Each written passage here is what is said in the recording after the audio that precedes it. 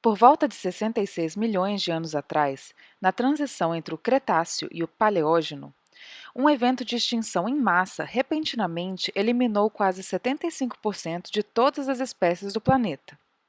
A maioria dessas espécies eram grandes vertebrados, incluindo todos os grandes dinossauros. Ao mesmo tempo, outras espécies também foram severamente afetadas, incluindo pequenos vertebrados, invertebrados e plantas.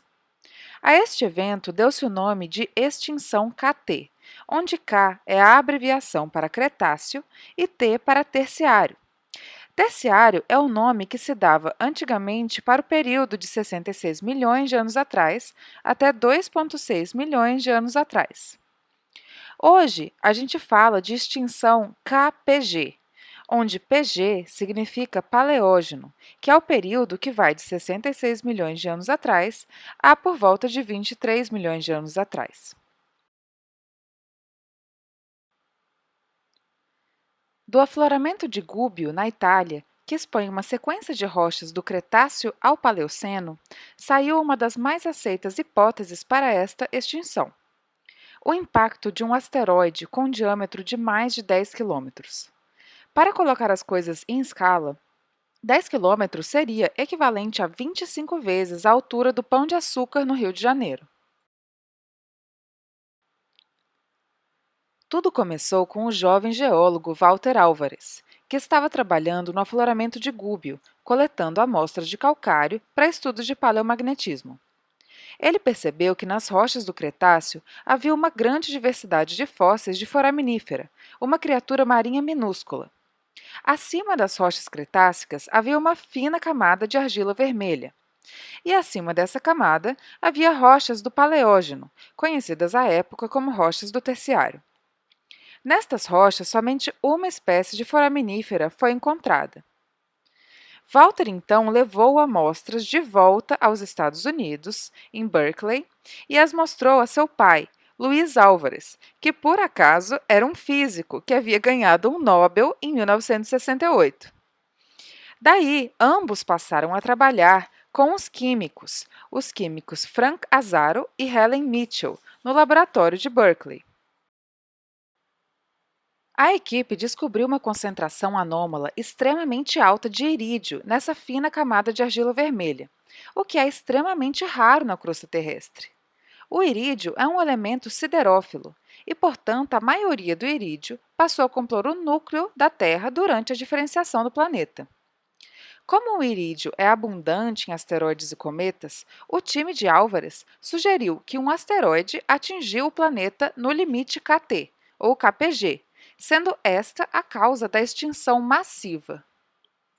Nessa foto, tirada no início dos anos 80, Álvares, pai e filho, mostram o limite KT no afloramento de Gubbio, de onde toda essa hipótese começou. Já em 2016, dá para ver que a camada rica em irídio descoberta por Walter Álvares virou um vão depois de tantas amostras retiradas para estudo ao longo do tempo. Só que camadas com características similares não foram encontradas somente em Gubbio. Nas últimas décadas, outras centenas de afloramentos espalhados pelo mundo também mostram essa anomalia, justamente na transição entre o Cretáceo e o Paleógeno, sendo algumas delas mostradas aqui nessa figura. Isso veio confirmar que o evento causador da concentração alta de irídio há 66 milhões de anos atrás afetou todo o planeta, e provavelmente foi sim o impacto de um asteroide. Mas quais são as outras evidências que nos levam a pensar que ocorreu o impacto de um asteroide? E onde afinal aconteceu esse impacto? Bom, hoje a principal candidata à cratera de impacto é a cratera de Chicxulub, no México. O asteroide de Chicxulub atingiu o Golfo do México a uma velocidade de 64 mil quilômetros por hora, abrindo uma cratera de 185 quilômetros. E o mais importante, o impacto ocorreu por volta de 66 milhões de anos atrás, bem no período datado das camadas com anomalia de irídio. As consequências drásticas deste impacto, a curto prazo, teriam sido uma grande bola de fogo que teria matado tudo em um raio de 1.000 quilômetros, seguido de um terremoto de grau 10 na escala Richter e de tsunamis de proporções jamais vistas por humanos. Já a longo prazo, uma nuvem de poeira e gás teria se mantido na atmosfera durante longos anos, em um inverno global com luz do Sol muito limitada. E essa foi provavelmente a causa da extinção dos grandes dinossauros, juntamente com por volta de 75% das espécies do planeta.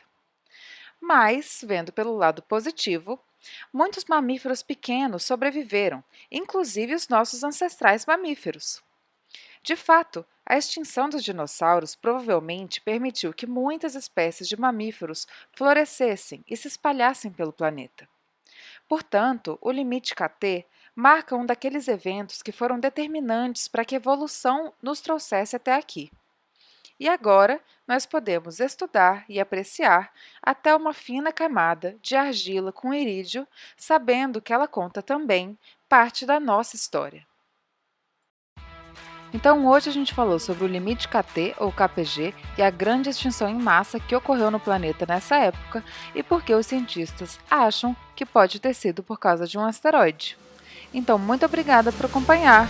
Não esqueça de deixar os seus comentários e se você gostou do Geologia da Terra, inscreva-se no canal.